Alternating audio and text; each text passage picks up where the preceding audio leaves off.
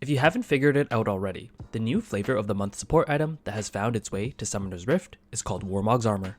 This item has actually been an overpowered item for several patches now, but it's not been popularized until most recently, as seen in both professional play and in higher elos of solo queue.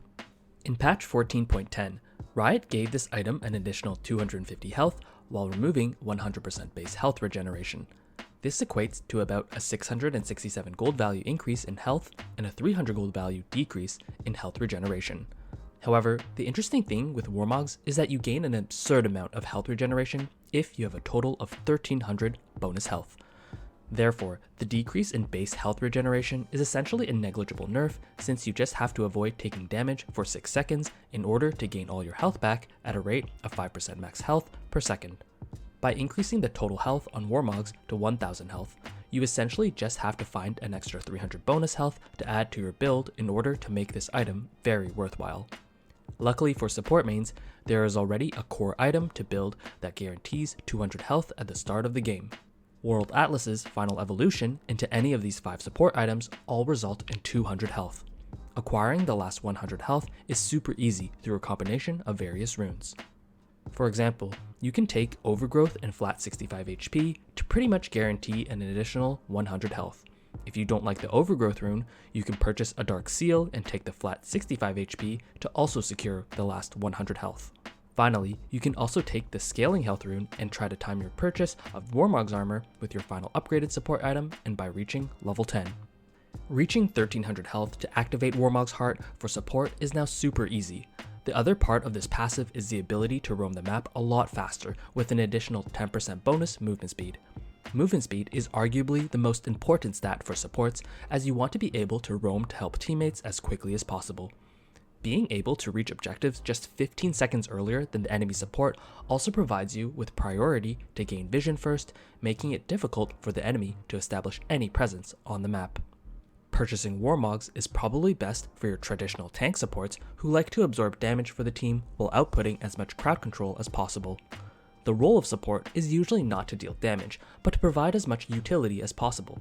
You can sacrifice building expensive damage items and instead use your innate abilities to provide value for your team.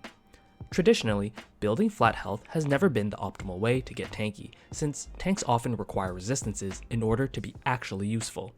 But with some recent rune and item changes that either ignore or severely penetrate resistances, purchasing flat health is now comparatively more effective than previous seasons.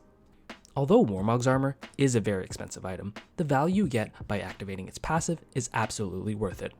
You're essentially forcing the enemy team to burst you fast enough to avoid having you reset in a teamfight and gain all your health back in a matter of seconds. Removing the aspect of having to recall to base greatly increases your tempo on the map, and you're essentially cheating the game by remaining on the map. The addition of having a global blue buff after 20 minutes also eliminates the need to ever back, since your mana quickly regenerates back to full.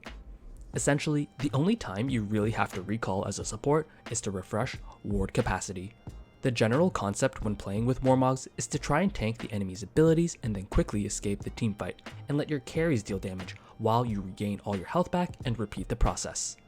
Warmog's Armor essentially breaks the core concept of League of Legends. I can now trade 95% of my health, retreat to safety, and regain all my health back in a matter of seconds, while the enemy is forced out of the teamfight and must fully recall in order to fight again. Now, the tricky thing with melee tank supports, however, is that it can be difficult to escape a teamfight if you're right in the middle of it. Usually, you want to continue tanking for the team to have presence in a teamfight. Once you're out of range for damage, you're essentially AFK for a short period of time, since your abilities and auto attacks are most likely very short range. Tank Warmog supports usually work better in coordinated play, since you can more easily let your teammates understand the ebb and flow of a teamfight. In solo queue, however, a tank support doesn't always have the luxury to simply stop tanking for their teammates and wait for his health regeneration passive to kick in. In fact, building traditional cheaper tank support items like Locket or Knight's Vow is still quite strong, and the win rates aren't noticeably lower, despite Warmogs being an item that is significantly more expensive. Without resistances, it can sometimes feel that you are actually less tanky given the gold invested into purchasing a Warmog's Armor. This begs the question, what if I start purchasing Warmog's Armor on range supports? Usually, range supports don't require tankiness since they play primarily in the backline. With safe and proper positioning, purchasing health is essentially a wasted stat on them. There are very few scenarios where a Sona or Milio player should ever be anywhere close to the front line in a traditional 5v5 front-to-back teamfight. But not all team compositions are your standard front-to-back. Sometimes there are multiple divers who want to one-shot you as a support player even more so than the AD carry. The prime example of this is Soraka, which is a champion you usually want to target first in a teamfight to prevent her from continually healing your teammates indefinitely. In order to avoid being bursted, however, purchasing a Warmog's armor for Soraka can be invaluable, since you can tank enough damage and then continually heal both either you or your teammate while the enemy's abilities are on cooldown. Other range supports that have tested Warmog's armor as a first item include Nami, Zyra, and Zilean. Now, I wouldn't try to build Warmogs every game on these champions, as there are definitely more core items that fit with their kit.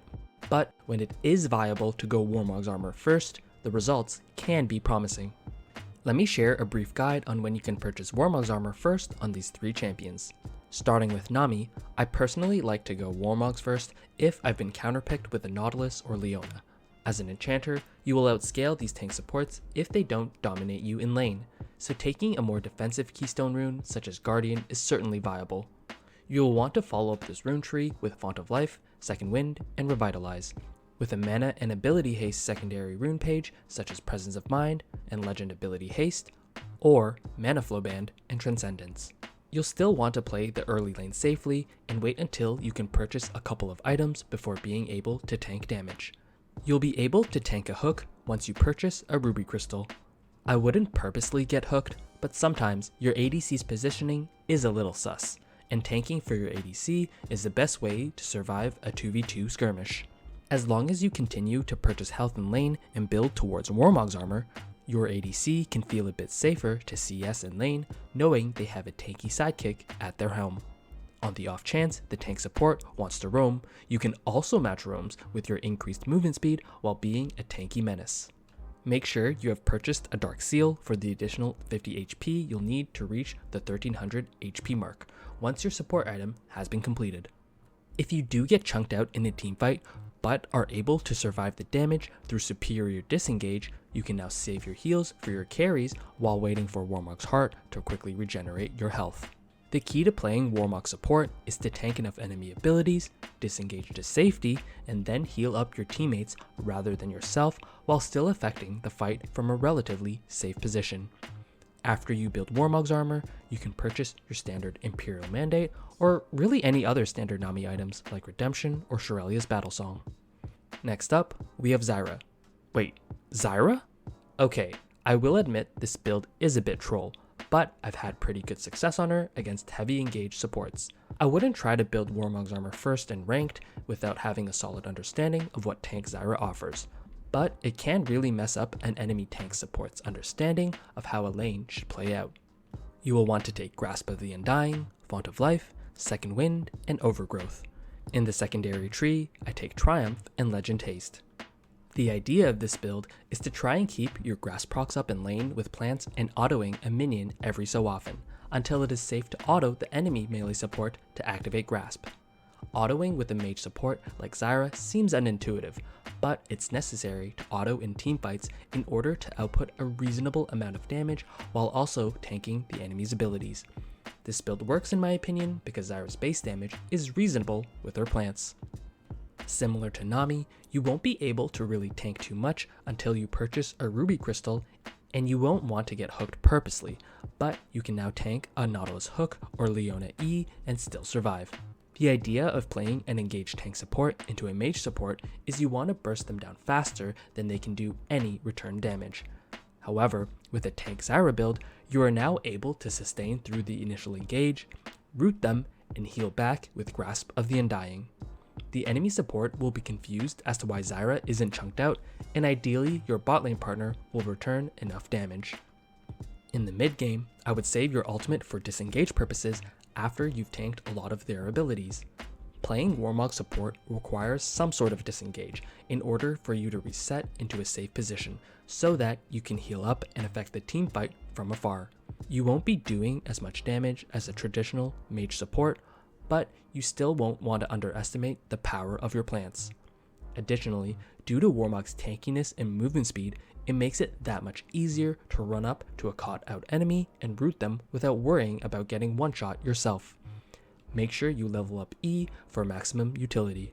After purchasing Warmogs, you can either go standard and build a Rylai's Crystal Scepter and Liandry's Torment, or you can double down on full tank Zyra and build a Frozen Heart against AD heavy teams or Abyssal Mask against AP heavy teams.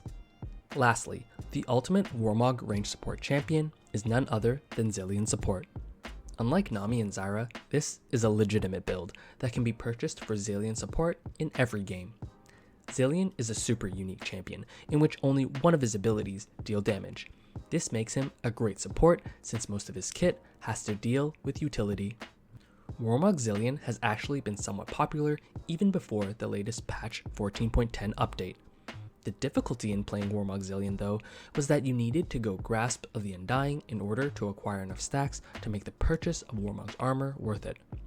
However, with the increase of 250 HP on this item, you can now take more optimal runes for Zilean without worrying about reaching the 1300 HP threshold.